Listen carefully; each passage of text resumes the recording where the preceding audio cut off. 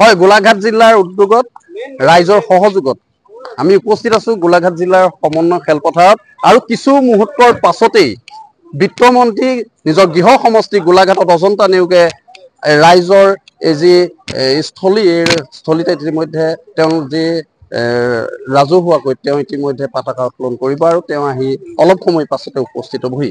আমি কিছু দৃশ্যাংশ দেখুৱাম। মোৰ ভিডিঅ' জাৰ্নেলিষ্ট দীপকক মই দেখুৱাই আছো যে মই কিছু কথা পাতিবলৈ বিচাৰিম আৰু আমাৰ সৈতে আছে জিনা বাইদেউ। জিনা বাইদেউ, আপোনাৰ পৰা আমি অকল শুনিম, যিহেতু আপুনি বিভিন্ন সময়ত দেখিছো যে এই আমাৰ যি খেলপথাৰ প্ৰত্যেক বছৰে কৰি আহিছে আৰু এই বছৰ আহিছে, কি ক'ব এই স্বাধীনতা দিৱসৰ?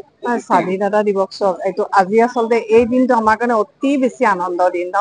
আমি স্বাধীনভাৱে থকাটো, পৰাধীনতাৰ পৰা মুকলি পোৱাটো বহুত গৌৰৱৰ কথা।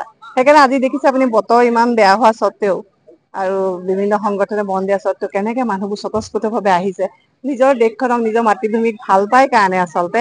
আৰু সকলোৱে স্বাধীনতাটো নিজৰ জন্মস্বত্ব বুলি ভাবে, সেইকাৰণে আহিছে। আৰু আমিও আজি আহিছো সেইকাৰণে আনন্দ কৰিম। আমি যে স্বাধীন দেশৰ নাগৰিক, সেইটো লৈ আজি আনন্দ ফূৰ্তি কৰিম। সেইখিনি আপোনালোকলৈও, আপোনালোকৰ চেনেললৈও আমি ধন্যবাদ জনাইছো, শুভেচ্ছা জনাইছো।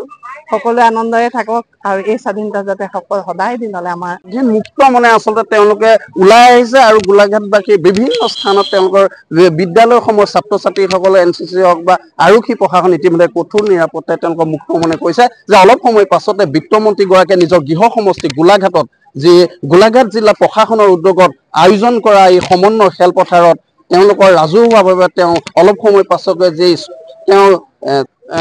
তেওঁ খেলপথাৰত আচলতে ৰাজহুৱাকৈ সম্বোধন কৰিব। আৰু মই দেখুৱাইছো যে কটকটীয়া নিৰাপত্তাৰ বেষ্টনীৰ মাজে এনেসকলে তেওঁক মুক্ত মনেৰে কৈছে। আৰু মই ভিতৰৰ ফালে দেখুৱাবলৈ যত্ন কৰিম, যিহেতু অলপ সময় পাছতে বিত্তমন্ত্ৰী গৃহ সমষ্টি গোলাঘাটত ৰাজহুৱাকৈ তেওঁলোকে সম্বোধন কৰিব। আৰু ইতিমধ্যে বিভিন্ন ঠাই বিদ্যালয়ৰ পৰা তেওঁলোক ছাত্ৰ ছাত্ৰীসকল আহিছে, NCC আহিছে।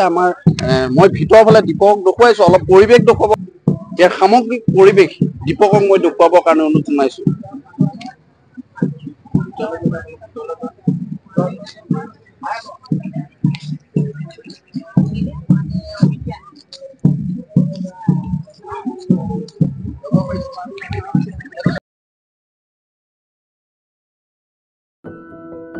এনিভাৰত 24ৰ প্ৰথম প্ৰয়াস জুবিন গাৰ্গৰ গীতৰ প্ৰতিযোগিতা।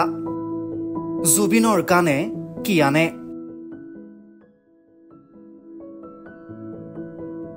অডিশ্যনৰ বাবে যোগাযোগ কৰক 8638661821 আৰু 8812831556 নম্বৰত। এনিভাৰত 24 উদ্যোগত এটা নতুন সংগীতৰ প্ৰতিযোগিতা আয়োজন কৰা হৈছে, য'ত মোৰ গানৰ প্ৰতিযোগিতা হ'ব।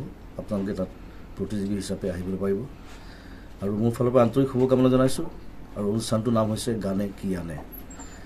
সকলোকে মৰম জনাইছোঁ, সকলোৱে আহক, ইয়াত অংশগ্ৰহণ কৰক। Thank you very much.